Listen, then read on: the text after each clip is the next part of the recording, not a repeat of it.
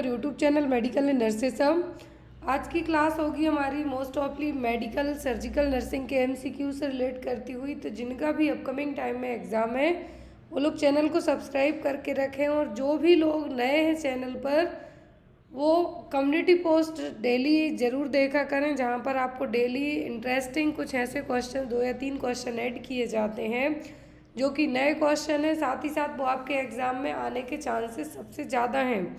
Previous year papers भी आपको channel पर अपडेट किए जा रहे हैं, लेकिन जो भी लोग पीडीएफ फॉर्मेट में पेपर्स परचेस करना चाहते हैं, चाहे आप एमपी का पेपर देते हैं, यूपी का या राजस्थान का, वो लोग पीडीएफ फॉर्मेट में भी आपको मटेरियल अवेलेबल है। तो आप डायरेक्ट व्हाट्सएप नंबर पे कांटेक्ट करके ले सकते हैं, या फिर जो हमारी ऑफिशियल ऐप है मेडिकल एंड नर्सेस सबकी ऑफिशियल ऐप, वहाँ पे जाके भी आप इन पेपर्स को परचेस कर सकते हैं।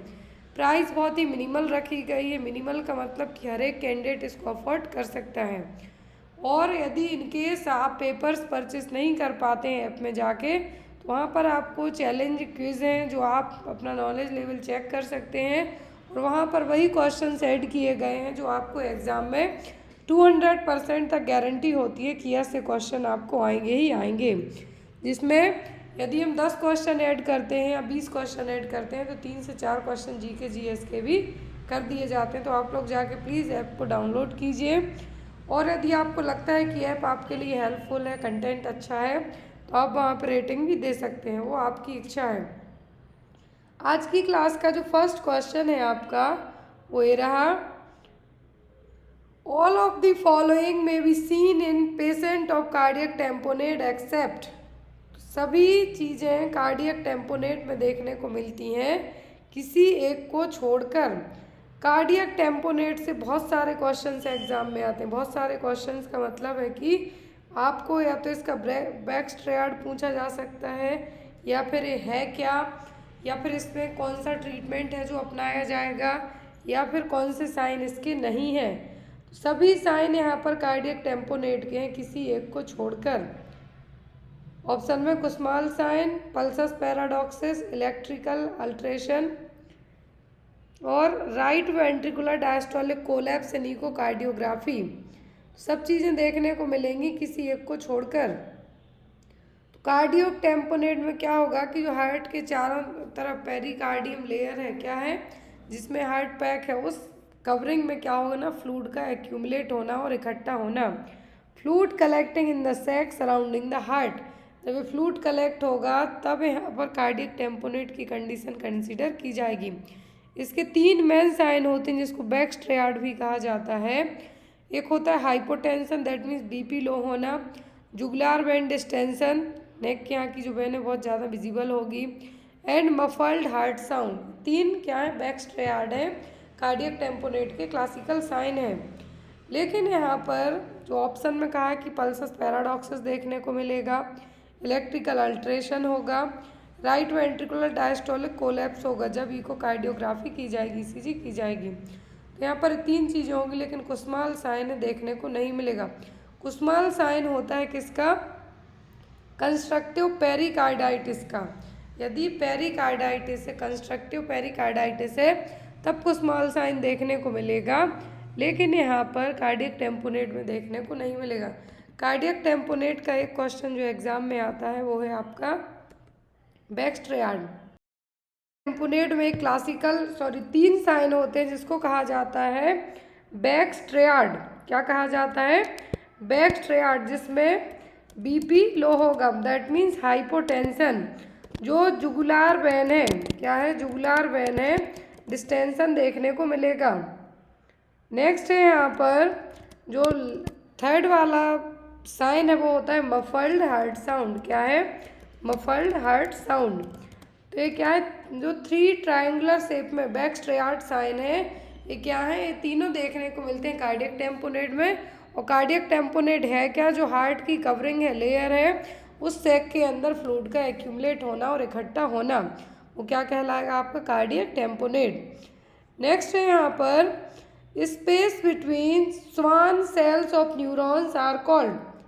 तो स्पेस होगा कहाँ पर, स्वान सेल्स के बीच में जो न्यूरॉन है, तो यहाँ पर स्पेस होता है दो श्वान सेल्स के बीच में, तो ये क्या है, nodes of Ranvier, synapses, Nissl bodies या फिर वेंट्रिकल्स। तो ये क्या कहलाएंगे, स्पेस होगा जो श्वान सेल्स के बीच में न्यूरॉन में, वो कहलाएगा नोड ऑफ रेनवियर।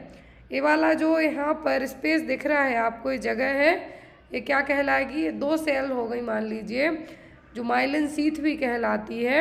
इन दोनों के बीच में एक जो जगह दिख रही है कहलाती है नोड्स ऑफ रेनवियर। क्या है, नोड्स ऑफ रेनवियर। न्यूरॉन को क्या कहा जाता है, फंक्शनल यूनिट, किसकी, पूरे नर्वस सिस्टम की। नेफ्रॉन को किडनी की, लेकिन न्यूरॉन को किसका कहा जाता है, नर्वस सिस्टम की। अब यहाँ पर जो ये न्यूरॉन है, इसका आपको एग्ज़ाम में स्ट्रक्चर, कितने पार्ट होते हैं, जो बीच की जो सेल्स के बीच का पार्ट आपको मोस्टली एग्जाम में तो डेंड्राइट्स आता है, न्यूक्लियस या फिर एक्सॉन, जो लंबी जो पार्ट आपको दिख रहा है यहाँ पर पर्पल कलर से, पूरा कहलाएगा एक्सॉन। तो इनमें से आपको कुछ भी आ सकता है, लेकिन मोस्टली जो न्यूरॉन में से आपको सेंजवान सेल्स आती हैं और माइलिन शीथ या फिर नोड्स ऑफ रेनवियर आता है। तो आपको ये पूरा जो न्यूरॉन वाला सेक्शन है याद करके जाना है। तो नोड्स ऑफ रेनवियर क्या है, सेंजवान और माइलिन शीथ के बीच का जो स्पेस है वो। Next one, 3 risk factor for heart disease can't be controlled, which of these are they. तो यहाँ पर हार्ट डिसीज के कौन से 3 रिस्क फैक्टर हैं जिसको आप कंट्रोल नहीं कर सकते हैं। Medicine used, vaccine and alcoholism, age, sex, heredity, diet, drug use, smoking या फिर none of the above. 3 factor आपको बताना है जिसको आप कंट्रोल नहीं कर सकते यदि हार्ट डिसीज़ होती है या फिर होने वाली होती है। तो फर्स्ट ऑप्शन है जो मेडिसिन यूज़, वैक्सीन, एल्कोहलिज्म। आप मेडिसिन यूज़ करके अपने बीपी को कंट्रोल में कर सकते हैं, वैक्सीन लगवा सकते हैं, शराब छोड़ सकते हैं। फिर आप अपनी डाइट बदल सकते हैं, ड्रग यूज़ करते हैं तो उसको कम कर दें, स्मोकिंग स्टॉप कर दें। तो ये चीज़ें आप चेंज कर सकते हैं, लेकिन जिन चीज़ों को आप you can't be controlled, it's a age, your age, आपकी बढ़ती हुई एज को आप नहीं रोक सकते। आप मेल हैं तो मेल ही रहेंगे, फीमेल हैं तो फीमेल रहेंगे। और हेरिडिटी, जो आपके जेनेटिक्स लक्षण है आप में, जेनेटिक्स है, वो आप उसको नहीं बदल सकते। और इसको एक तरीके से हम कहें तो ये नॉन मॉडिफाइबल रिस्क फैक्टर भी होंगे हार्ट डिसीज़ के लिए। तो यहाँ पर पूछा गया था कि कांट बी कंट्रोल्ड, तो वो होंगे आपके age, sex, heredity. Clear. Which of the carbohydrate digesting enzyme produced by pancreas। तो पेंक्रियास कौन सा कार्बोहाइड्रेट को डाइजेस्ट करने वाला एंजाइम प्रोड्यूस करेगी। Pancreatic amylase, trypsin, pancreatic lipase या फिर लैक्टेज। किस कार्बोहाइड्रेट को डाइजेस्ट करने वाला एंजाइम रिलीज करेगी। पेंक्रियास जो ग्लैंड है, इसकी खासियत ये होती है कि ये एंजाइम भी रिलीज़ करती है और हार्मोन भी रिलीज़ करती है। एंजाइम्स और हार्मोन दोनों को रिलीज़ करने का काम करती है। एंजाइम हेल्प करते हैं डाइजेशन में, वहीं जो हार्मोन रिलीज़ किए जाते हैं वो आपके अदर फंक्शन में हेल्प करेंगे। तो पेंक्रियास का जो डाइजेस्टिंग एंजाइम है, कार्बोहाइड्रेट को डाइजेस्ट करने में हेल्प करता है, होता है पेंक्रियाटिक अमाइलेज और एमाइलेज एंजाइम। ये देखिए यहाँ पर पेंक्रियास जो कार्बोहाइड्रेट के डाइजेशन के लिए रिलीज़ करेगी वो होता है अमाइलेज। कौन सा, अमाइलेज। प्रोटीन के लिए करेगी वो होगा पेप्सिन, ट्रिप्सिन, पेप्टाइडेज। कौन सा, पेप्सिन, ट्रिप्सिन, पेप्टाइडेज। यदि यहाँ पर बात करें फिर फैटी एसिड्स और लिपिड्स की, तो वो होता है लाइपेज। तो यहाँ पर यदि आपको यही चीज़ पूछें कि कार्बोहाइड्रेट की जगह प्रोटीन, तब आप कहते क्या, ट्रिप्सिन। क्या कहते, ट्रिप्सिन। अब यहाँ पर यदि यही कहा जाता लिपिड के लिए, तो आप यहाँ पे क्या कहते, लाइपेज, पेंक्रियाटिक लाइपेज। क्वेश्चन ध्यान से देखिए यहाँ पर, यदि लिपिड के लिए कहते कि लिपिड और फैट डाइजेशन के लिए पेंक्रियास कौन सा हार्मोन रिलीज करेगी, तब आप कहते पेंक्रियाटिक लाइपेज। और यदि यहाँ पे आपको कहा जाता प्रोटीन के डाइजेशन के लिए, तो वो होता आपका ट्रिप्सिन। क्या होता है, ट्रिप्सिन। अब यहाँ पे कार्बोहाइड्रेट के लिए कहा है तो क्या होगा आपका, एमाइलेज। क्लियर है तीनों चीज़ें, क्योंकि 3 में से एक ना एक आपको एग्जाम में आ सकती है। Next one is which is the most common blood vessels used in CABG surgery. तो CABG सर्जरी में कौन सी ब्लड वेसल यूज़ की जाएगी। Saphenous vein, femoral artery, popliteal vein या फिर iliac artery.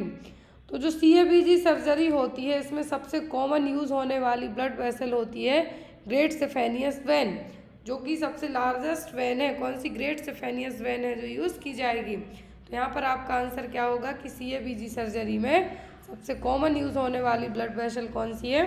सेफेनियस when.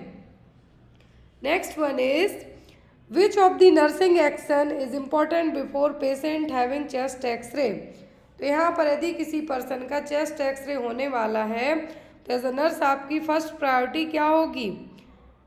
Nil per oral, swallow contrast dye, sedation या remove metal necklace. क्या है जो एज अ नर्स आप सबसे पहले करेंगे? यदि किसी भी पर्सन का चेस्ट एक्सरे करना है तो चेस्ट एक्सरे में आपकी फर्स्ट प्रायोरिटी होगी कि मेटल का जो नेकलेस पहने हुए हैं उसको उतार दें, रिमूव कर दें, क्योंकि जो रेडिएशन जाएगा चेस्ट एक्सरे का ये आपको बताया जाएगा कि चेस्ट एक्सरे में वाइट क्यों दिखता है और ब्लैक क्यों दिखती हैं। तो यहाँ पर चेस्ट एक्सरे में जो रेडिएशन जाएगा वो नेकलेस के कारण क्या होगा कि रिपोर्ट डिस्टर्ब आ सकती है। क्यों? क्योंकि आपका जो एक्सरे की रेज है वो आपके जो भी मेटल्स आप पहने हैं मे भी उसको क्रॉस करके ना जा पाए, इसीलिए चेस्ट एक्सरे जब किया जाएगा तो क्या किया जाएगा? इसको रिमूव कर दिया जाएगा। Next one is the ECG shows changes of myocardial infarction in lead 2, 3 and a VF. It suggests the area of infarcted. ECG में क्या होगा? मायोकार्डियल इन्फार्क्शन के केस में ECG की जा रही है, सेकेंड, थर्ड और जो VF है, तो यहाँ पर कौन सा एरिया में इन्फार्क्शन को सजेस्ट करेंगे? Anterior wall, posterior wall, septal wall या फिर इन्फीरियर वॉल को? तो यहाँ पर आपका जो सजेशन होगा वो होगी इन्फीरियर वॉल। कौन सी? इन्फीरियर। अभी रिसेंट में उसका नाम बदल दिया गया है, तो नया नाम क्या है? राजेंद्र प्रसाद उद्यान, अमृत उद्यान, शांति उद्यान या फिर आनंद उद्यान। अभी रिसेंट में बहुत सारे अलग अलग जगह रेलवे स्टेशन के नाम चेंज हो गए हैं, एयरपोर्ट्स के नाम चेंज हो गए हैं। अभी नाउअडेज रिसेंट में आई थिंक 2 दिन पहले ही राष्ट्रपति भवन का जो गार्डन है वहाँ का नाम बदल के मुगल गार्डन नाम था पहले, अभी उसका नाम अमृत उद्यान रख दिया गया है। Clear? Next one is the in the under 19 women's T20 world cup 2023 the Indian team defeated which country to win the title. तो इंडियन टीम ने अभी रिसेंट में 2023 में अंडर 20 जो वुमेन्स वर्ल्ड कप है जीता हुआ है इंडिया की टीम्स ने, तो ये किस देश को हरा के इन्होंने अपने नाम पे टाइटल किया? श्रीलंका को, ऑस्ट्रेलिया, साउथ अफ्रीका की इंग्लैंड को। तो जो under 19 women's T20 world cup है 2023 में जीता है किसने? इंडिया ने, इंग्लैंड को हरा के। इंडिया ने जीता है वर्ल्ड कप किस देश को हरा के? इंग्लैंड को हरा के। ये क्वेश्चन आपके एग्जाम में आ सकता है, बहुत ही ज़्यादा इंपॉर्टेंट क्वेश्चन है। जैसा अभी जो लोग हरियाणा का पेपर दे के आए थे CHO का, आप लोग देखिए आपको इवन कॉमनवेल्थ से, टोक्यो ओलंपिक से भी क्वेश्चन पूछे गए हैं आपके एग्जाम में। Next one is and most important question, who is the father of epidemiology. तो यहाँ पर जो 4 ऑप्शन दिए हैं, चारों में से कुछ ना कुछ एग्जाम में आपको आता है। तो एपिडेमियोलॉजी के जनक कौन है? Robert Koch, Louis Pasteur, John Snow, Ronald Ross. तो एपिडेमियोलॉजी से आपको 5 क्वेश्चन तक एग्जाम में आते हैं। एक तो ट्रायड वाला आता है, एजेंट होस्ट एनवायरनमेंट वाला क्वेश्चन, 3 ट्रायड सिस्टम है जो। फिर फादर कौन है? तो एपिडेमियोलॉजी के फादर के रूप में जाने जाते हैं कौन? Jon Snow. कौन जाने जाते हैं? जॉन स्नो को एपिडेमियोलॉजी के फादर के तौर पर जाना जाता है। एपिडेमियोलॉजी में स्टडी किसकी की जाती है कि जो पॉजिटिव एजेंट है वो किस तरीके से ह्यूमन बीइंग को, पॉपुलेशन को अफेक्ट कर रहा है, कैसे कंट्रोल कर सकते हैं, सबकी स्टडी कहाँ पे की जाती है? एपिडेमियोलॉजी में। नेक्स्ट वन है यहाँ पर विच of the following is transmitted by rodents. तो इनमें से कौन सी डिसीज है जो कि रोडेंट्स के थ्रू होगी? Hepatitis A virus, Ebola virus, polio virus या फिर नॉरवॉक वायरस। तो कौन सी यहाँ पर डिसीज़ है जो कि जो रोडेंट्स के थ्रू ट्रांसमिट होगी? तो ये जो डिसीज़ है यहाँ पर जो रोडेंट्स के थ्रू ट्रांसमिट होगी वो क्या है? Ebola virus. Hepatitis A virus तो डायरेक्ट फीकल और फ्लूइड से ट्रांसमिट होगा। पोलियो वायरस है जो आपको, ये भी आपको होगा फीकोरल रूट से ही। फिर है नोरवाक वायरस, तो ये भी जनरली जो नोरवाक वायरस है भी एक कंटेजियस वायरस है। इसके थ्रू लोगों में क्या होगा, डायरिया, वॉमिटिंग, और ये नोरो वायरस के थ्रू होगा। किसके थ्रू? नोरो वायरस के थ्रू होगा। इसका जो साइंटिफिक नाम है नोरवाक वायरस का क्या है, नोरो वायरस, जो कि आपको या तो गंदा खाना पीना खाने के कारण होगा और इसके कारण वॉमिटिंग वगैरह आपको होगी, डायरिया होगा। लेकिन जो इबोला वायरस है फ्रूट बैट, चमगादड़ के थ्रू होगा और मेनली ये आपकी लिवर सेल्स, एंडोथीलियल सेल्स और फेगोसाइट सेल को अफेक्ट करेगा इबोला।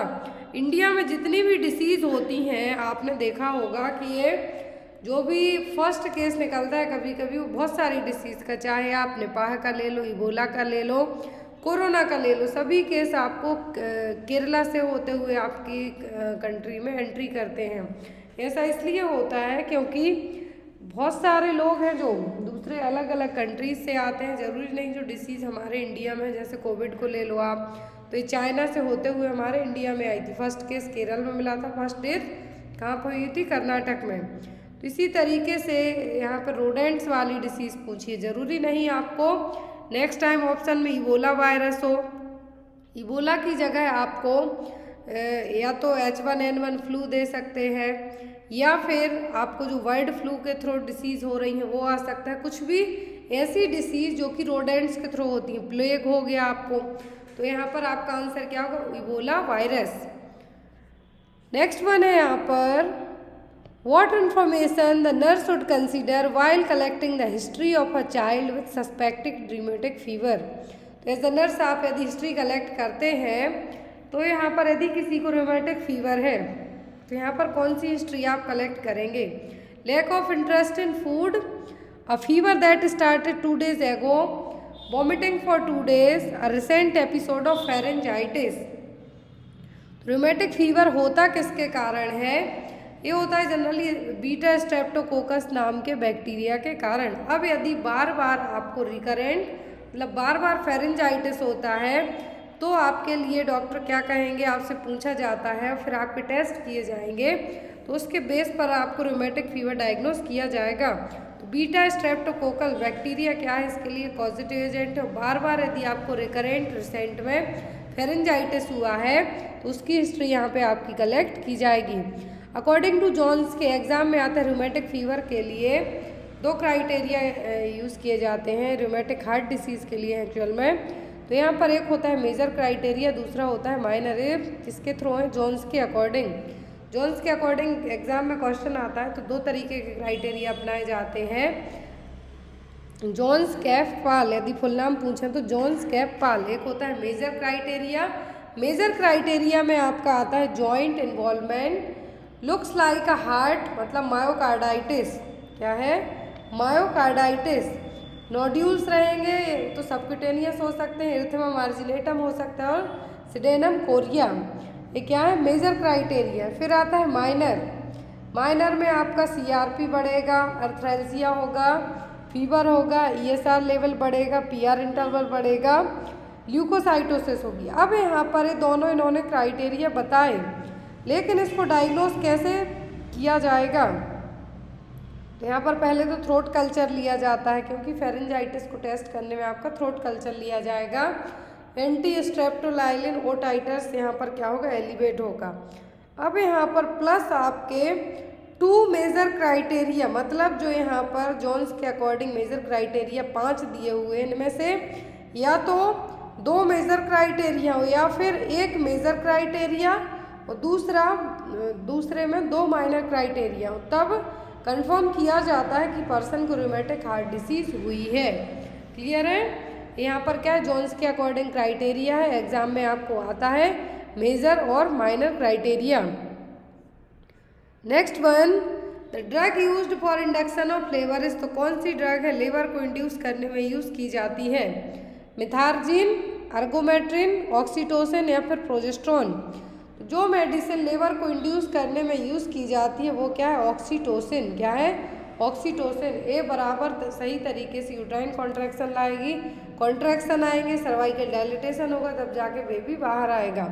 तो यहाँ पर ऑक्सीटोसिन को पीपीएच कंट्रोल करने में भी यूज़ किया जाता है। और यहाँ पर जो ऑप्शन दिए हुए हैं आपको, ये भी आपको एग्जाम में आते हैं, मिथार्जिन, अर्गोमेट्रिन, लेकिन drug of choice for induction या फिर drug of choice to control the PPH, तो एक ही ड्रग है, वो क्या है, ऑक्सीटोसिन और पिटोसिन। पिटोसिन फॉर्म में जनरली आपको मार्केट में अवेलेबल होती है।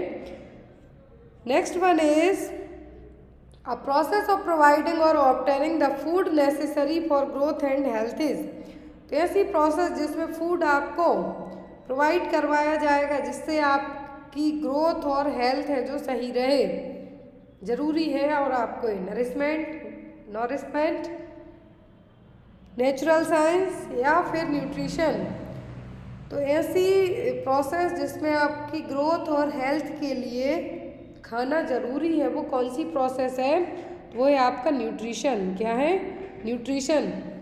Next one is how many chambers are there in the heart of fish, यहाँ पर मछली के हृदय में कितने चैम्बर होते हैं, राजस्थान के एग्जाम में भी आया था आपको, जिनको याद हो, मछली के हृदय में कितने चैम्बर होते हैं। ह्यूमन हार्ट में तो 4 होते हैं, अब फिश में कितने होंगे, 2, 5, 3, 4।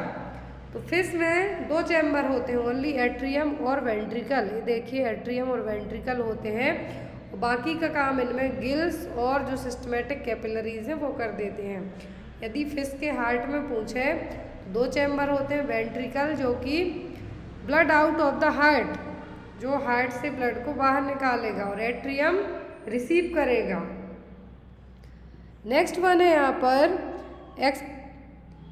Expected date of delivery is calculated by using, तो ईडीडी कैसे कैलकुलेट की जाती है, जॉन्स फार्मूला से, नेगल्स फार्मूला से, वुड्स फार्मूला से कि रॉबर्ट फार्मूला से।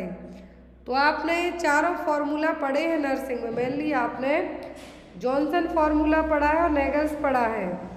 तो कौन से फार्मूला से यह जो ईडीडी कैलकुलेट की जाती है, तो वो है यहाँ पर आपका नेगल्स फार्मूला। क्या है, नेगल्स फार्मूला।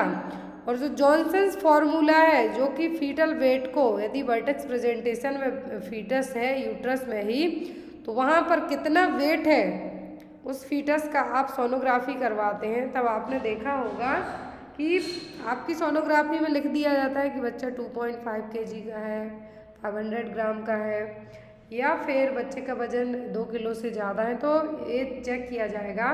तो ये पता किया जाता है क्योंकि आपके यूट्रस में या फिर डायरेक्ट आपके जो गर्भाशय है उसमें आपके डायरेक्ट कोई भी मशीन सेट करके तो पता नहीं किया जाएगा कि बच्चे का वजन यूट्रस में कितना है। तो इसमें अपनाया जाता है क्या, जॉन्स फार्मूला, और इसके अकॉर्डिंग फीटल वेट है जो ग्राम में निकाल के लाया जाता है। नेगल्स फार्मूला यूज होता है ईडीडी कैलकुलेट करने के लिए। बेस्ट और मोस्ट एक्यूरेट फार्मूला है ईडीडी कैलकुलेट करने के लिए। Next one is the legal definition of death that facilitates organ donation pertains to the cessation of. तो डेथ है जो लीगल डेफिनेशन क्या है डेथ की, मरने की लीगल डेफिनेशन क्या है, क्या स्टॉप होगा, सजेस्ट होगा, बंद होगा जब हम कंसीडर करेंगे कि पर्सन लीगली मर चुका है। Pulse, function of the brain in its entirety, respiration, circulatory and respiratory functions, क्या किसके थ्रू आप बताएंगे कि पर्सन की है जो डेथ हो चुकी है लीगली। तो यहाँ पर जब भी आपको ये पूछा जाता है तब आता है ब्रेन। क्या है, जब आपका दिमाग काम करना बंद कर जाए, पूरे तरीके से सजेस्ट हो जाए, सजेस्ट का मतलब स्टॉप होना, तब क्या किया जाएगा, पर्सन को लीगली डेथ कंसीडर किया जाएगा। इसकी स्टेज आती है एग्ज़ाम में आपको, जो बॉडी के डेथ होने के बाद राइगर मॉर्टिस, स्टिफनेस, ये सब स्टेज आती हैं आपको। तो आपको एक बार अपने वो पॉइंट्स हैं क्लियर रखना है। एग्ज़ाम में आपको आते हैं कि बॉडी कब डिकम्पोजिट होना स्टार्ट होती है, कब राइगर मॉर्टिस होगा, कितने टाइम के बाद बॉडी ठंडी पड़ने लगती है, कितना रूम टेम्परेचर पर बॉडी कंटिन्यूस क्या हो डिकम्पोजिट होना स्टार्ट हो जाती है। तो वैसे ही यहाँ पर लीगल डेथ के लिए यदि आप, क्योंकि यदि आपके जो रेस्पिरेटरी फंक्शंस है उसमें कुछ स्टॉपेज देखने को मिलती है तो पर्सन को वेंटिलेटर पर रख दिया जाता है, लेकिन ब्रेन के लिए ऐसा कुछ भी नहीं किया जाता।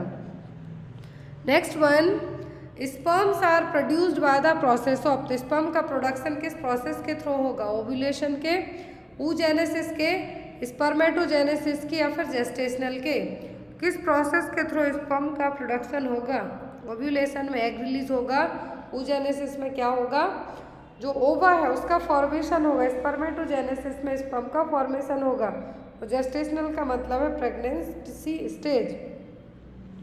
Next and most important question, which of the following analgesic drug lakhs anti inflammatory action? यहाँ पर ये देखिए कौन सी एनाल्जेसिक ड्रग है, NSAID मेडिसिन हमने पढ़ी है, तो यहाँ पर उनमें से ऐसी कौन सी एनाल्जेसिक ड्रग है जिसके पास एंटी इन्फ्लामेटरी एक्शन नहीं है, मतलब वो एज एन एंटी इन्फ्लामेटरी के तौर पर काम नहीं करेगी, ओनली एनाल्जेसिक्स और एंटीपायरेटिक के तौर पर ही काम करेगी।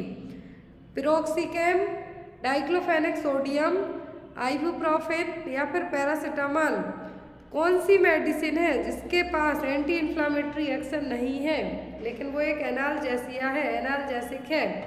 तो वो है आपकी यहाँ पर पैरासीटामोल। एसिटामिनोफेन और पैरासीटामोल दोनों सेम है, और ये क्या है? एनाल्जेसिक की तरह काम करेंगी, एंटीपायरेटिक की तरह काम करेंगी, लेकिन ये एंटी इन्फ्लामेटरी रिएक्शन का काम नहीं करेंगी। क्या है? एंटी इन्फ्लामेटरी रिएक्शन की तरह काम नहीं करेंगी paracetamol.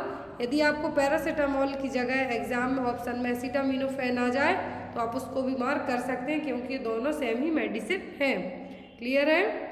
Next one is the most common hospital acquired infection is. Most common hospital acquired infection कौन सा है? ब्लैडर, किडनी, रेस्पिरेटरी या फिर डाइजेस्टिव सिस्टम? तो most common hospital acquired infection है यहाँ पर क्या? Respiratory infection.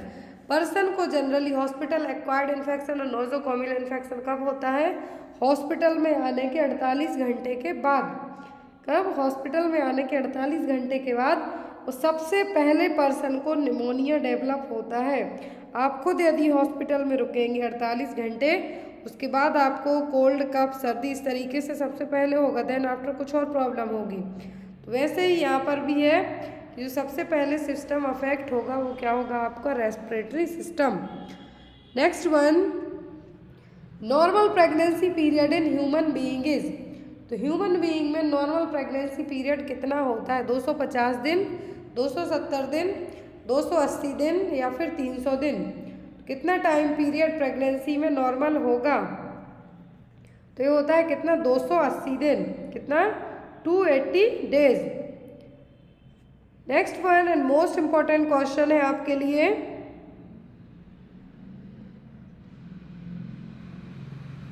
Sign of placental separation are the following except. तो सभी साइन है प्लेसेंटल एक्सपल्सन के, सॉरी प्लेसेंटा सेपरेट होने के, डिटैच होने के, किसी एक को छोड़कर। Rise of temperature, lengthening of umbilical cord at vulva, shivering या फिर गस ऑफ ब्लड। तो सब कुछ देखने को मिलेगा, लेकिन ब्लड जो बॉडी का टेम्परेचर है नहीं बढ़ेगा। 3 क्लासिकल साइन होते हैं प्लेसेंटल सेपरेशन होता है, और किस स्टेज में होता है? 3rd स्टेज ऑफ लेबर में। पहली स्टेज में तो कॉन्ट्रैक्शन आते हैं, दूसरी स्टेज में क्या होगा कि जो बेबी है, फीटस है, वो बाहर आएगा। फिर आती है तीसरी स्टेज, 3rd स्टेज में प्लेसेंटा का एक्सपल्सन होगा, और इस स्टेज में वेजाइना के थ्रू ब्लड है, जो फ्रेश ब्लड है जो बाहर आता हुआ दिखेगा, गस ऑफ वेजाइन ब्लड होगा यहाँ पर। फंडस है जो क्या होगा? Uterus. Fundus of the uterus rises up and the uterus becomes firms and globular. फिर अम्बिलिकल कॉर्ड लेंथनिंग होगी, वेजाइना के बाहर दिखाई देगी आपको, और यहाँ पर cord does not retract when press the lower segment of the uterus. Shivering होती है, क्यों होगी? क्योंकि इतनी ज़्यादा ब्लीडिंग होने के कारण, लेकिन बॉडी का टेम्परेचर किसी भी केस में नहीं बढ़ता है। Next one, the first pill of oral contraceptive starts on which day after starting of menstruation. Menstruation के बाद क्या है? मेंस्ट्रुएशन के बाद है जो पहली पिल है कब दी जाती है? ओरल कॉन्ट्रासेप्टिव पिल ओसीपी पिल से कब स्टार्ट की जाती है? फर्स्ट, थर्ड, फिफ्थ या फिर सेवेंथ डे? तो ये स्टार्ट की जाती है जनरली फिफ्थ डे से। कब से? फिफ्थ डे से। Next one is which one is not a natural method of contraception? तो इनमें से कौन सी है जो नेचुरल मेथड नहीं है कॉन्ट्रासेप्शन की? Basal body temperature monitoring, safe period, rhythm method या फिर फॉर्म टैबलेट्स? तो नेचुरल मेथड कॉन्ट्रासेप्शन की जो नहीं है वो है फॉर्म टैबलेट, रिदम है, सेफ पीरियड है, बेसल बॉडी टेम्परेचर मॉनिटरिंग है। क्योंकि जैसे जैसे ओव्यूलेशन पास आता है बॉडी का टेम्परेचर बढ़ जाता है। तो ये क्या है? नेचुरल मेथड में आएगा सेफ पीरियड। तो पीरियड्स एंड होने के बाद के 5 डेज हैं जो सेफ पीरियड में कंसीडर किए जाते हैं। Next one, the institution provides primary health care at grass root level in the community? तो कौन सा इंस्टीट्यूशन है प्राइमरी हेल्थ केयर के जो काम है यहाँ पर ग्रास रूट लेवल तौर पर प्रोवाइड कराए जाते हैं, मतलब सबसे निचले तरीके से? पीएचएस, सब सेंटर, सीएचसी या फिर एफएचसी? तो यहाँ पर जो primary health care grass root level पर प्रोवाइड करवाई जाती है वो होते हैं सब सेंटर और health and wellness centre. Next one, the organiser for activities of PHC? यदि कोई भी एक्टिविटी ऑर्गेनाइज करवाई जानी है प्राइमरी हेल्थ सेंटर में तो उसका ऑर्गेनाइजर कौन होगा? Medical officer, health supervisor, public health nurse या फिर हेल्थ इंस्पेक्टर? तो पीएचसी लेवल पे यदि कुछ भी ऑर्गेनाइज होना है, कोई प्रोग्राम भी ऑर्गेनाइज करवाया जाना है तो वो काम करेगा कौन? Medical officer. और यदि सब सेंटर पूछें तो एक सीएचओ है जो ये काम कर सकता है। Next one is a notebook carried by health worker during home visit and the information written in the proper record on return to health centre? तो एक नोटबुक लेके जाते हैं हेल्थ वर्कर जब भी होम विजिट के लिए जाते, बैकबोन कहा जाता है होम विजिट को नर्सिंग में। तो होम विजिट करने जाते हैं जब आप तो उसमें पूरी अपनी इन्फॉर्मेशन वगैरह लिख के आते हैं पेशेंट की और वापस लाके वो हेल्थ सेंटर में आप सबमिट करते हैं। तो ये क्या है? इंसिडेंटल रिपोर्ट आप कलेक्ट करते हैं, फैमिली फोल्डर है, विलेज रिकॉर्ड है कि डेली डायरी है? ये कौन सी नोटबुक होगी जिसमें आप पूरा डेटा कलेक्ट करके लाके हेल्थ सेंटर में सबमिट करेंगे? तो ये होगी आपकी daily. A new initiative for child health screening and early intervention for birth defects, disease, deficiency and developmental delay. अब देखिए यहाँ पर आप क्वेश्चन यदि ध्यान से देखते हैं, ये अभी क्वेश्चन एग्जाम में आया हुआ था। आई थिंक महाराष्ट्र सीएचओ में क्वेश्चन आया है, वहाँ पर डायरेक्ट नहीं पूछा था, उसमें भी इसी तरीके से पूछा गया था कि एक इनिशिएटिव लिया गया है जिसमें बच्चों की स्क्रीनिंग और अर्ली इंटरवेंशन किया जाएगा। बर्थ से लेके किस एज तक पूछा गया था, लेकिन यहाँ पे बताया गया है कि जन्म के टाइम पे यहाँ पे जन्म से लेके जो भी डिफेक्ट है, डेफिशिएंसी, डेवलपमेंटल डिले है और डिसीज है, 4 Ds हैं यहाँ पर इसमें ऐड किए गए हैं जन्म से लेके 18 साल तक की एज ग्रुप के बच्चों में, बर्थ टू 18 ईयर्स तक में। तो ये कौन सा प्रोग्राम है? NSSK, RBSK, JSSK या फिर JSY? तो यहाँ पर एक है NSSK। क्या है? NSSK, नवजात शिशु सुरक्षा कार्यक्रम। क्या है? नवजात शिशु सुरक्षा कार्यक्रम। फिर है यहाँ पर दूसरा RBSK, राष्ट्रीय बाल स्वास्थ्य कार्यक्रम। फिर जननी शिशु सुरक्षा कार्यक्रम, जननी सुरक्षा योजना लास्ट में है जो। वे चारों में से आपका आंसर क्या होगा? तो यहाँ पर स्क्रीनिंग है और इंटरवेंशन है बर्थ से लेके 18 साल तक की एज ग्रुप में। तो ये RBSK प्रोग्राम, कौन सा? राष्ट्रीय Bal Swasthya Karyakram. Next one is the biomedical waste management and handling rules came into force in India on? तो बायोमेडिकल वेस्ट मैनेजमेंट को किस तरीके से हैंडल करना है इसके लिए एक रूल लाया गया था इंडिया में। तो कब आया था? 28 जुलाई 1998 में, 28 जून 1998, 28 जुलाई 1999 फिर 28 जून 1999 में। तो BMW मैनेजमेंट और हैंडलिंग के तहत एक रूल लाया गया था, उसके अकॉर्डिंग ये कब इनेक्ट हुआ था? तो हुआ था इंडिया में 28 जुलाई 1998 से। 28 जुलाई 1998 से इसको स्टार्ट किया गया था। MTP एक्ट आएगा आपको, बायोमेडिकल वेस्ट मैनेजमेंट एक्ट आएगा, नेशनल हेल्थ पॉलिसीज आ सकती हैं आपको, या फिर पास्को एक्ट आ सकता है, जुवेनाइल एक्ट आ सकता है। ये हमने नर्सिंग में आपके आई थिंक जो जुवेनाइल, पास्को, ये सभी एक्ट कब पढ़े हैं, थर्ड ईयर और सेकेंड ईयर में आपने पूरे एक्ट वगैरह पढ़े हैं, लेकिन आपको एक बार रिवाइज कर लेना है। Next one is sudden attack of shivering accompanied by rapid rise of body temperature is known as. Sudden attack of shivering, अचानक से आपको ठंडी लगती है जिसमें आपकी बॉडी का टेम्परेचर बहुत हाई जाता है, तो ये क्या है? क्राइसिस है, राइगर है, लाइसिस है कि हीट एग्जॉशन है।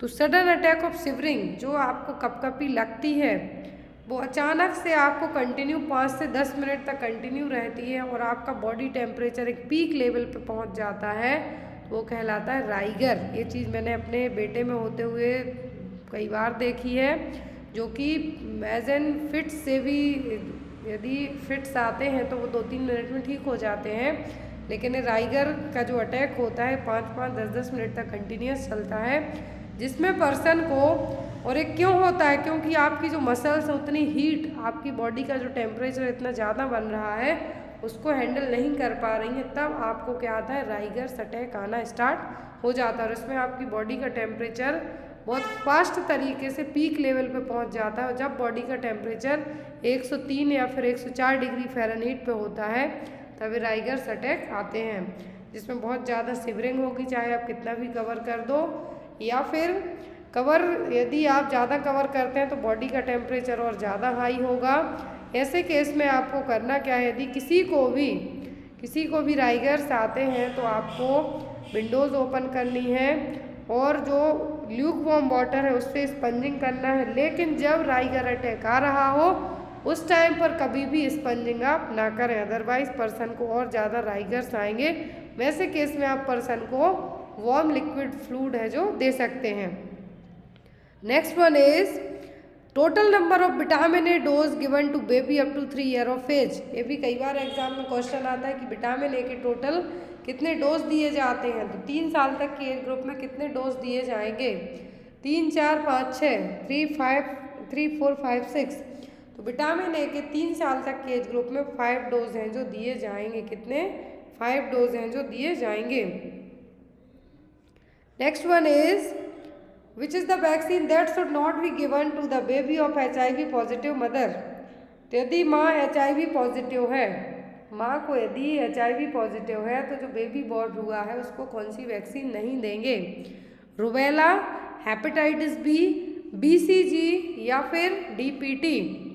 तो यदि माँ को HIV पॉजिटिव है और जो बच्चा हुआ है तो उसमें भी चांस हो सकते हैं, तो ऐसे बेबी में आप BCG वैक्सीन नहीं देंगे, क्योंकि जो BCG वैक्सीन हम देते किससे बचाने के लिए, TB से बचाने के लिए। इनकेस बच्चे को क्या है, HIV पॉजिटिव माँ से जो बच्चा हुआ है, इनकेस बच्चे को भी एड्स से HIV होता है, तो जो BCG वैक्सीन के जो आपने दिया तो प्रिवेंट करने के लिए, लेकिन जो इनके इनएक्टिवेटेड जो भी यहाँ पर कंटेंट यूज़ किया गया है वो बच्चे को और ज़्यादा हार्मफुल रहेगा। इसीलिए 2 वैक्सीन है एज एन स्टडी के तौर पर हम कहें या फिर रिसर्च के तौर पर देखते हैं तो एक तो OPV को और दूसरा BCG, लेकिन फर्स्टली BCG को कंसीडर किया जाता है कि यदि माँ HIV पॉजिटिव है और जो बच्चा हुआ है तो उसको BCG नहीं दी जाएगी। Next is coronary artery disease which relieved by rest and nitroglycerin. तो एक कोरोनरी आर्टरी डिसीज है इनमें से जो कि रेस्ट करने से और नाइट्रोग्लिसरीन देने से ठीक हो जाएगा, मतलब थोड़ा रिलीफ मिलेगा, ठीक तो नहीं होगा, रिलीफ मिलेगा, आराम मिलेगा। तो कौन सी है, मायोकार्डियल इन्फार्क्शन, एंजाइना, अरिथमिया या फिर हार्ट ब्लॉक। तो ऐसी कोरोनरी आर्टरी डिसीज जिसमें आपने थोड़ा रेस्ट किया और सबलिंगुअल नाइट्रोग्लिसरीन आपको दे दी तो है एंजाइना। क्या है, एंजाइना अटैक और चेस्ट पेन, जिसमें आपको सबलिंगुअल नाइट्रोग्लिसरीन दिया जाएगा अंडर द टंग और थोड़ा रेस्ट करने से आपको आराम मिलेगा। Next one is who is the father of psychoanalysis. तो साइको एनालिसिस के फादर कौन है, Ivan Pavlov, William Wundt, Sigmund Freud या फिर विलियम्स जेम्स। तो यहाँ पर जो साइको एनालिसिस के फादर हैं वो है सिगमंड फ्रूड। कौन है, Sigmund Freud. Next one cerebrospinal fluid is secreted by, हमने हाइड्रोसेफेलस में बहुत अच्छे से पॉइंट पढ़ा है CSF का। तो CSF फ्लूइड कहाँ से सीक्रेट होता है? स्पाइनल कॉर्ड से, सेरिबेलम, कोरोइड प्लेक्सस या फिर सेरिब्रम। तो सेरिब्रोस्पाइनल फ्लूइड सीक्रेट होता है कहाँ से? कोरोइड प्लेक्सस से। कहाँ से? कोरोइड प्लेक्सस से सीक्रेट होता है। जब यदि यही ज़्यादा हो जाए तब पर्सन को क्या डेवलप होता है? स्पाइनल फ्लूइड का लेवल ज़्यादा हो जाए, दैट मीन्स कोरोइड प्लेक्सस ने बहुत ज़्यादा सीक्रेशन किया और एक्यूमुलेशन हो गया आपकी बॉडी में, प्रॉपर फ्लो नहीं हो पाया, तब होता है हाइड्रोसेफेलस, जो बड़े सिर वाला आपने बच्चा देखा है वही। Next one is myopia is corrected bye using, तो मायोपिया में किसके थ्रू ट्रीट किया जाएगा? सिलेंड्रिकल लेंस से, बायोफोकल लेंस, कॉन्वेक्स लेंस या फिर कॉनकेव लेंस से। तो मायोपिया करेक्ट किया जाता है किससे? कॉनकेव लेंस से। किससे? मायोपिया के लिए कॉनकेव लेंस से जो यूज़ किया जाता है। कॉन्वेक्स जो फार साइटेडनेस है उसके लिए यूज़ किया जाएगा, हाइपरमेट्रोपिया के लिए। Next and most important question, a term baby which have hypoglycaemia blood glucose level will be, यदि बच्चा हाइपोग्लाइसेमिक है, टर्म बेबी है, 37 वीक के बाद पैदा हुआ है, उसका ब्लड ग्लूकोज लेवल कितना होगा यदि उसको हाइपोग्लाइसीमिया हुआ है? तो लेस देन 20 mg पर DL, लेस देन 70 mg पर DL, लेस देन 30 mg पर DL या फिर लेस देन 50 mg पर DL। तो यदि बच्चा टर्म बेबी है और हाइपोग्लाइसीमिक है तो उसका ब्लड ग्लूकोज लेवल होगा लेस देन 50 mg पर DL। कितना?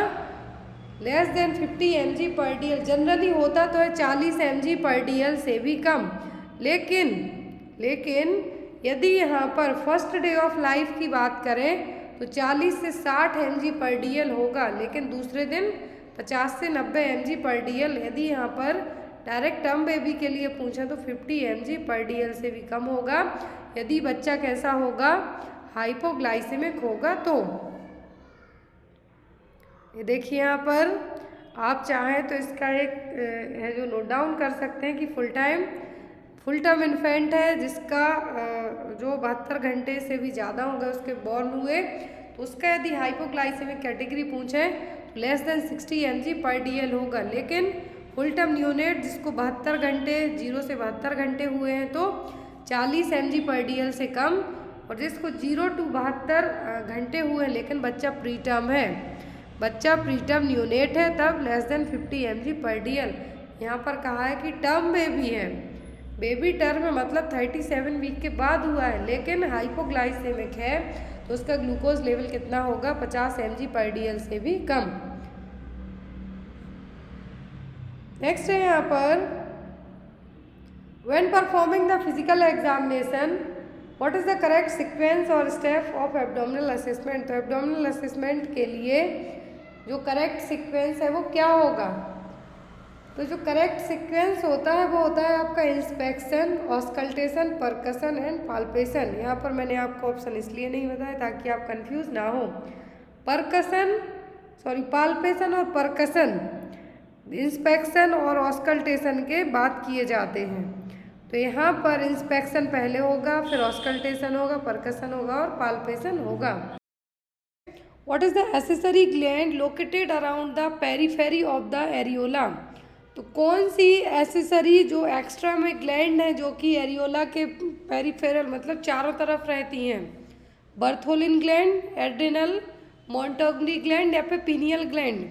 ये क्वेश्चन जिनका भी NHM CHO के अलावा अदर स्टेट के लिए एग्ज़ाम है, KGMU का पेपर है या फिर आप कोई और OSSC एग्ज़ाम या फिर कोई भी एग्ज़ाम की तैयारी करते हैं तो उसमें आ भी चुका है और आने के चांसेस इस बार भी हैं। तो यहाँ पर एरियोला के चारों तरफ जो ग्लैंड रहेगी वो कौन सी है? तो बर्थोलिन ग्लैंड तो होती है वेजाइना के ऊपर। कहाँ पर? वेजाइना के ऊपर साइड, दोनों साइड एक एक ग्लैंड रहेगी। एड्रिनल ग्लैंड किडनी के ऊपर होती है।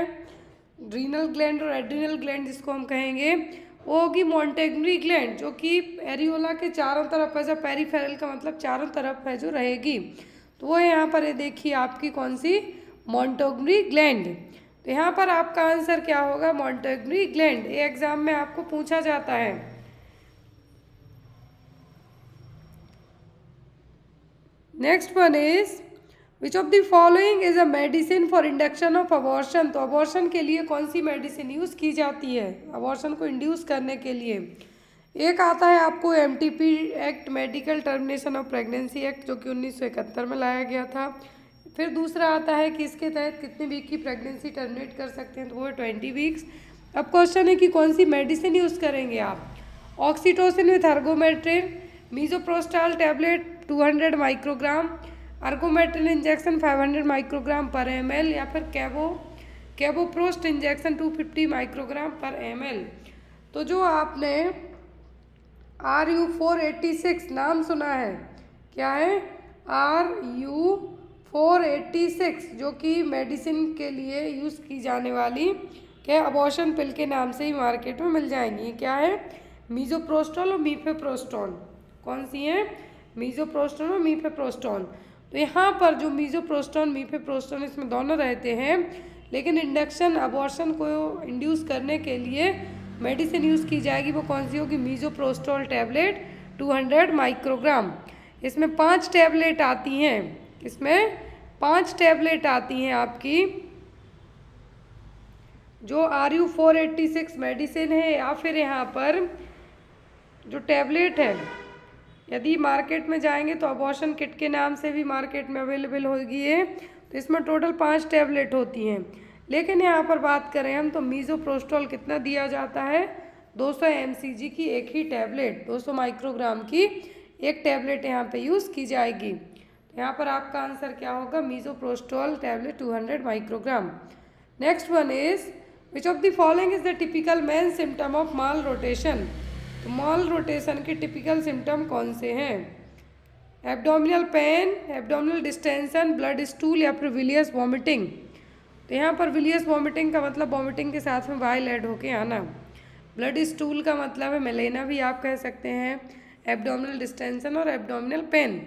तो माल रोटेशन का जो मेन सिम्टम है वो होगा विलियस वॉमिटिंग। ये देखिए यहाँ पर माल रोटेशन में एक्चुअल में क्या होगा कि जो बच्चे की इंटेस्टाइन है वो एक प्रॉपर पोजीशन में होंगी, लेकिन माल रोटेशन में जो स्मॉल इंटेस्टाइन है और लार्ज इंटेस्टाइन है, इनका माल रोटेशन का मतलब ही कि रोटेट वे में रहेंगी, वो क्या है अलग तरीके से रहेंगी। तो यहाँ पर क्या है, प्रीनेटल मतलब बच्चे को जब बच्चा एब्डोमेन यूट्रस में रहा है उसी टाइम से होने वाली प्रॉब्लम है, जिसमें जो पूरी इंटेस्टाइन है वो सही वे में रोटेट नहीं रहेगी, सही वे में नहीं रहेगी।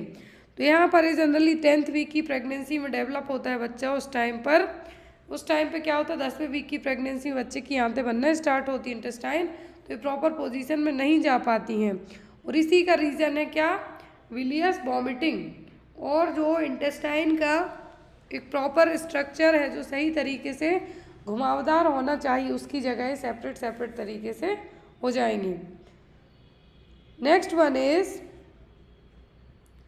who said the following words, the most important practical lesson that can be given to nurse is to teach them that what to observe, how to observe, what symptom indicate improvement, what the reverse, which are of importance, which are of non-important, which are the evidence of neglect and what kind of neglect। देखिए कितनी अच्छी line कही गई है कि nursing के field में most important आपके जो प्रैक्टिकल लेसन होते हैं उससे आप सीखते हैं क्या करना है, कैसे ऑब्जर्व करना सिम्टम को, क्या किसकी तरफ इशारा करता है, क्या यहाँ पर निगलेक्टेबल है और क्या नहीं है। तो ये सब चीज़ें किसने कही हैं, मैरी एलिजा महोने, कैलेरा बर्टन, डोरिथिया डिक्स, या फिर फ्लोरेंस नाइटिंगेल। तो नर्सिंग की ये सभी चीज़ें कही हैं किसने, फ्लोरेंस नाइटिंगेल ने। किसने कही हैं, Florence Nightingale. The great danger in breech presentation. तो बच्चा यदि ब्रीच प्रेजेंटेशन में, किसमें, ब्रीच प्रेजेंटेशन में है, तो यहाँ पर सबसे ज़्यादा क्या डेंजर हो सकता है, कॉर्ड प्रोलैप्स हो सकता है, प्रेसिपिटेट लेबर हो सकता है, यूट्रस रप्चर हो सकती है, कि प्रोलैप्स ऑफ फूट हो सकते हैं। तो ब्रीच प्रेजेंटेशन में क्या देखने को मिलेगा, तो ब्रीच प्रेजेंटेशन का मतलब ये है कि बच्चा का जो लॉन्गिट्यूडनल लाई एक जो कॉमन प्रेजेंटेशन होता है, यहाँ पर बटक्स क्या होंगे, पेल्विक एरिया में रहेंगे। क्या होंगे? पेल्विस का जो फर्स्ट एंटरिंग पार्ट है पेल्विस में, हेड होता है मतलब सेफेलिक, लेकिन बच्चे का जो बटक्स रहेंगे वो प्रेजेंटिंग पार्ट में रहेंगे पेल्विस में, वो कहलाता है ब्रीच प्रेजेंटेशन। और ब्रीच प्रेजेंटेशन में जब बच्चा होता है तो सबसे ज़्यादा प्रेसिपिटेट लेबर तो नहीं होगा, इसलिए नहीं होगा, प्रेसिपिटेट लेबर का मतलब ही होता है कि सबसे ज़्यादा है सेफेलिक्स वर्टेक्स पोजीशन में होगी। दूसरी चीज़, यहाँ पर आपका जो लेबर पेन है, लेबर पेन से लेकर डिलीवरी होने तक का जो ड्यूरेशन है वो लेस देन 2 आवर में हो जाएगी, डिलीवरी लेस देन 2 आवर में हो जाएगी, तो वो प्रेसिपिटेट लेबर। प्रोलैप्स ऑफ फूट होने के चांसेस रहेंगे, तो इस केस में बच्चे की कभी कभी डेथ भी हो जाती है। लेकिन सबसे ग्रेटर डेंजर होगी कॉर्ड का प्रोलैप्स होना। क्या है? कॉर्ड प्रोलैप्स होना। कॉर्ड प्रोलैप्स का मतलब है कि जो बच्चे की नाल है, क्या है, जो बच्चे के गले में गर्भनाल लगी हुई है उसका प्रोलैप्स होना। तो यहाँ पर कॉर्ड प्रोलैप्स वाले केस में क्या होगा कि जब लेबर के टाइम पर ड्यूरिंग द लेबर कॉर्ड है अचानक से बच्चे के पूरे नेक में फंस जाए या तो ये सबसे कॉमन है जो रहेगा। यदि डाउन साइड बेबी है सेफेलिक में है तो इजीली बाहर आ जाएगी, लेकिन ब्रीच प्रेजेंटेशन में बहुत ही हार्डली रहेगी। इवन कुछ कुछ केस में बच्चे की दम घुटने के कारण डेथ भी हो जाती है, क्योंकि जो नेक पे जब कॉर्ड के राउंड लग जाएंगे तो ऐसे केस में बच्चे को सांस लेने में प्रॉब्लम होने लगती है। और यही सबसे बड़ा और हाईएस्ट रिस्की फैक्टर्स है किसके लिए? ब्रीच प्रेजेंटेशन के लिए। Next one is the safe method of termination of pregnancy before 12 week. तो यदि 12 वीक से कम की प्रेगनेंसी है तो यहाँ पर कौन सी मेथड सेफ होगी अब टर्मिनेट करने के लिए, अबॉर्ट करने के लिए? DNC, लेमिनेरिया टेंट, सक्शन एवाकुएशन या फिर प्रोस्टाग्लैंडिन। तो बिफोर 12 वीक, 12 वीक से कम है मतलब यहाँ पर फर्स्ट ट्राइमेस्टर का टाइम ही है, और ऐसे केस में जो मेथड होगी वो होगी प्रोस्टाग्लैंडिन है जो बेटर रहेगी। तो प्रोस्टाग्लैंडिन क्या रहेगी यहाँ पर 12 वीक की प्रेगनेंसी में आप इससे अबॉर्ट कर सकते हैं। अब यहाँ पर DNC भी अबॉर्शन में यूज़ किया जाता है, तब यूज़ किया जाता है कि इन केस या तो हाफ अबॉर्शन हुआ मतलब पूरा जो कंसेप्शियस मटेरियल वो बाहर नहीं आया, तब डायलिटेशन क्यूरिटेज करके बाहर निकाला जाता है, सक्शनिंग की जाती है, इवैक्यूएट किया जाता है। सक्शनिंग इवैक्यूएशन DNC के साथ में ही की जाती है। वो तब की जाती है जब बच्चे का किसी भी रीजन से या तो स्टिल बर्थ हो गया हो, यदि हेड वगैरह बन गया हो तो क्रेनियोटॉमी करके बच्चे का हेड है जो यूट्रस में ही तोड़ के उसको पूरा इवैक्यूएट किया जाएगा। तो ये सब क्या है यहाँ पर, लेकिन 12 वीक की प्रेगनेंसी में तो प्रोस्टाग्लैंडिन है जो बेटर रहेगी। एक क्वेश्चन आपके लिए, इसका आंसर आप लोग कमेंट बॉक्स में देंगे। क्वेश्चन है यहाँ पर the outer most membrane of placenta. Placenta की सबसे बाहरी लेयर कौन सी है? एमनियन, यॉक सैक, कोरियन या फिर कोटिलेडोन्स। तो ये क्वेश्चन आए हुए हैं एग्जाम में, जितने भी आपको हर एक क्लास में करवाए जा रहे हैं, कहीं ना कहीं से यहाँ पर जो क्वेश्चंस हैं आपके हर एक एग्जाम्स में आए ही आए हैं। तो यहाँ पर इस क्वेश्चन का आंसर आप लोग कमेंट बॉक्स में देना कि प्लेसेंटा की आउटर मोस्ट लेयर कौन सी है? 2 होती हैं, एमनियन और कोरियन। तो यहाँ पर आपको मैंने एक हिंट कर दी है, वो एक आप आंसर ज़रूर दें। क्लास अच्छी लगी हो तो अपने दोस्तों के साथ ज़रूर शेयर करें। और अभी अपकमिंग टाइम में वैकेंसी आने वाली है अलग अलग जगह, तो अपनी तैयारी आप लोग अच्छे से रखिए। Thank you for watching us. Bye bye, take care, good night.